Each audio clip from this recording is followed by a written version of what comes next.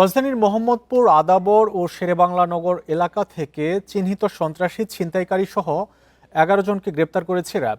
দেশের আইনশৃঙ্খলা পরিস্থিতি স্বাভাবিক করতে ব্লক রেড অভিযান চলছে। এ সময় জব্দ করা হয় অস্ত্র ও মাদক। গ্রেপ্তারকৃতদের মধ্যে সাজাপ্রাপ্ত আসামিও রয়েছে বলে জানায় পুলিশ। সন্ত্রাসীদের কোনো দল নেই।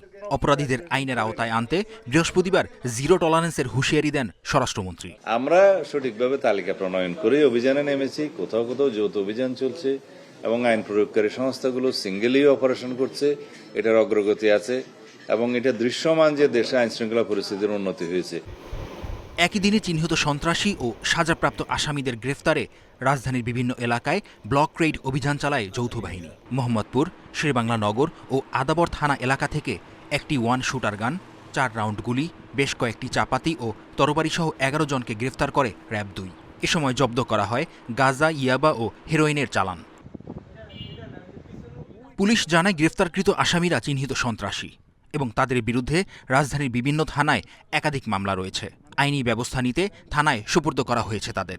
যারা এখানে ধরা খাইছে তারা অনেক মামলায় জেল খেটেছে, জামিন হয়ে বের হয়েছে, আবার অপরাধ জড়িয়ে পড়ছে, আবার আমরা অ্যারেস্ট করে তাদেরকে নিয়মিত মামলার মাধ্যমে বিজ্ঞ আদালতে সোপর্দ করি। আমরা সফলতার জায়গায় আমরা দিন রাত পরিশ্রম করার মাধ্যমে আমরা চিহ্নিত মাদক কারবারি, সন্ত্রাসী, ছিনতাইকারী আমরা অ্যারেস্ট করেছি।